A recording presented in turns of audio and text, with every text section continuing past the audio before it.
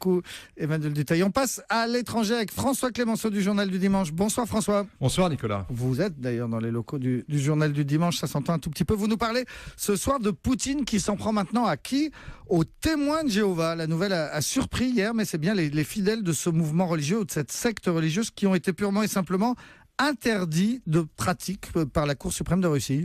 Oui, cela faisait des années que le pouvoir russe avait les témoins de Jéhovah dans le collimateur et on se demande bien en quoi les 170 000 fidèles de cette église en Russie peuvent être dangereux dans un pays où ils sont extrêmement minoritaires puisque l'église orthodoxe russe recense de son côté près de 100 millions de pratiquants. Eh bien, aux yeux de la justice russe, les témoins de Jéhovah sont des extrémistes qui se sont coupés de la société avec leurs propres règles dans le domaine de l'éducation et du travail et qui représentent donc une menace à l'ordre public. Autrement dit, le pouvoir russe considère les témoins de Jéhovah non seulement comme une secte, mais comme un foyer subversif qui nuit à la stabilité de l'État. Conséquence du verdict de la Cour, le quartier général de l'organisation à Saint-Pétersbourg et ses 395 églises réparties dans le pays seront saisies, confisquées, les activités pastorales et évangéliques interdites et quiconque osera défier cette sentence sera passible de 6 à 10 ans de prison. Mais pourtant, François Clémenceau, dites-nous, est-ce que les témoins de Jéhovah en Russie et ailleurs du reste, est-ce qu'ils sont inoffensifs ou pas? Ça dépend des pays, mais aux États-Unis, où ils sont nés au 19e siècle, ils sont tolérés, même respectés, tant qu'ils observent les règles d'un pays dans lequel la liberté de religion est extrêmement large.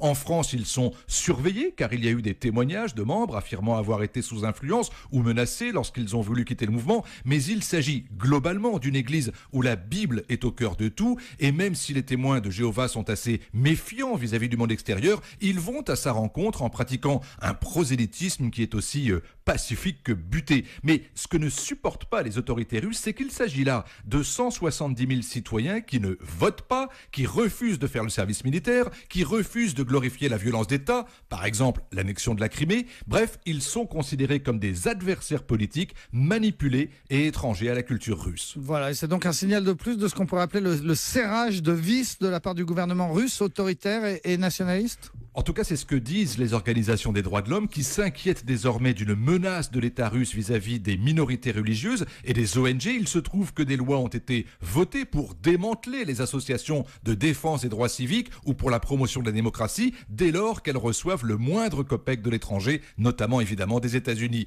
Idem pour la fondation Soros qui a été fermée l'an dernier et qui risque de l'être cette année en Hongrie où la même des mesures s'applique vis-à-vis des ONG étrangères sourcilleuses du respect de l'état de droit. En d'autres termes, Nicolas, cela s'appelle de la persécution. Merci beaucoup. C'était François Clémenceau en ligne, en direct depuis le Journal du Dimanche pour l'édito étranger comme tous les soirs dans Europe Soir. On marque une pause, puis les médias, le Zap et Nicolas Canteloup.